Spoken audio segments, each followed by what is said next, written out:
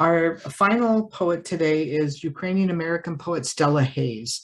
She's the author of a poetry collection called One Strange Country, which was published by What Books Press in 2020. She grew up in an agricultural town outside of Kyiv, Ukraine, and Los Angeles. She earned a creative writing degree at the University of Southern California and is a graduate student at NYU, earning her MFA in poetry. Her work has been nominated for the Best of the Net and the Pushcart Prize, and she's appeared in poetry projects The Recluse, The Lake, Prelude, Spillway, and is forthcoming from Stanford's Mantis and Poet Lore, among others. She's assistant fiction editor at Washington Square Review. Welcome, Stella. Thank you so much, Judy. Thank you, everyone. And Lenny, thank you for having us here. And even though we're very, very sad, the four of us, but I'm delighted to be in company with my old friends. Rima is my young and old friend. We've known each other since 19, my best friend. Gary is my dear, dear friend. We've known each other since we were 14. And Leah is a new friend who I adore. I've had the pleasure of working with her for the review. We've run a few pieces that she's translated brilliantly. Yes, and I'm just again delighted to be here, and thank you for having us at such a terrible time. And we hope that we can raise money that will go for the efforts to help Ukraine and Ukrainians who are being exterminated right now, like the Jews were, like we were during World War II. And unfortunately, it's all like, even though I didn't, I'm not from that era, obviously, but it's all coming, it's traumatizing, and seeing that it can still happen, that conventional war can still happen, and that that the Russian Federation can commit crimes against humanity, which have been illegal since the late 19th century, the mid 19th century. So I'm going to be reading a few poems from a manuscript about my father and for my father, who died at age 50 from a heart condition that he had from age 40 to 50. And the book is Looking for a Home. The first two poems I'm going to be reading are running in the May edition with your journal. I'm going to start with In Losses Motion. So all of these poems are for, or they're dedicated, or they're for him. They evoke my father, either invented or real. About 3/4 of them are made up. In Losses Motion, you were like a feudal lord, hair back, sword drawn, on a shiny red bicycle, cutting the air into slashes. It was hardly enough. The air would stop, breathing hardly enough for half a person. If I could breathe my first and last breath in you, I would. You would siphon off electricity from the electric grid so that we could have what was left of enlightenment. How our Russian vinyl records were heard from the turntable, the one you would crank up in the afternoons, that drowned out the stew's song, simmering on low heat in the kitchen. Laughter's shaft of memory sounds out the nudity of winter. On drives to Kyiv, I would count receding power lines connected to a nuclear power station in our newly built town. Root vegetables grew with flourish in collective commercial fields outside our apartment. Now, not sparing any air for myself, I would swallow fire wrapped in fire for you. I'm not far. Somewhere, Father, you're breaking up a fist fight or a universe, and I predict you'll break my heart in an uneven number. And this poem is, I did spend some time in Chicago, about 8 years, where I met Garik.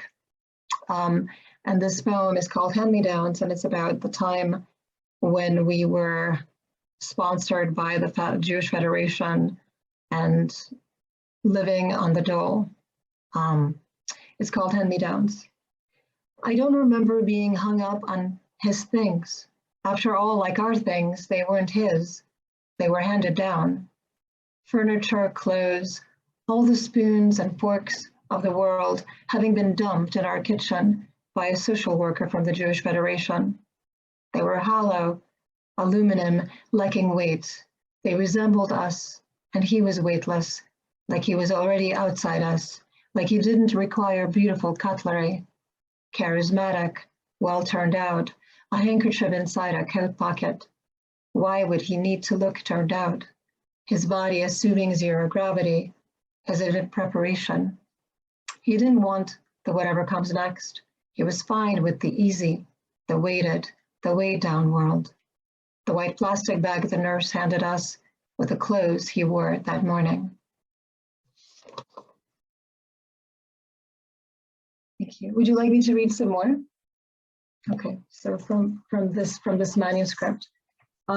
This one is called The Twilight of Night, and it starts with an epigraph from Hamlet.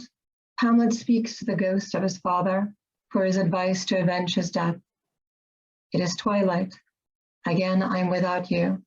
I used to hear footsteps, the floor echoing the tremors of a bare foot stepping on a wooden floor. The house is as still as though it died. It is holding its breath, waiting for you to arrive. I want you to tell me how to live. I want you to tell me that it matters, that I'm waiting. I am the observer of all observers. The book of sonnets you left before you left, I had committed to memory. I have started rereading Shakespeare's sonnets. I'm stuck on Sonnet 97. I need you to tell me what they mean. Going back to my father, this poem is called Razluka, which in Russian means separation. Razluka. I didn't want to be separated from you when the school day ended, cutting through a wheat field to get home. I would double skip the wide concrete stairs, which lay in my way like tombstones. I would peel into the apartment, out of breath, thirsty. You would wait for me, holding a glass full of water, sweaty with cold. I conjured you reading Pravda, in the kitchen sitting on a stool, looking for truth. You would curate me as your daughter, molding my heart to look and feel like yours. The music we listened to was almost Western. Anna German, a Polish singer who sang accentless Russian elegiacally. Where are you, Father? You have been dead for so long.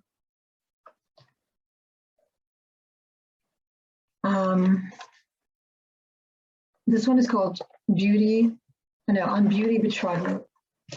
Beauty existed in his beauty, in bitter beauty. I replace a cobblestone with concrete, restored to one brick at a time, the path overgrown with a narrowness. For the hiker, dissected again without either ether or a wayward opiate, as I walk and measure myself and walk against progress, against literature, read and reread against the ticking of a grandfather clock, against a concrete wall, without a primal drive crossing into life. I am unfounded. My stillness is evolving. We watched our moon being pulled apart as it parted, extinguished. I'm going to read one last poem.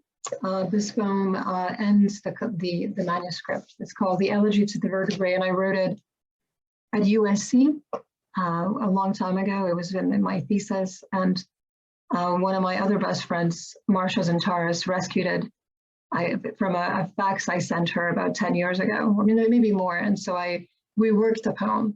So it has that kind of like a youthful, I think, mood. Elegy to the Vertebrae.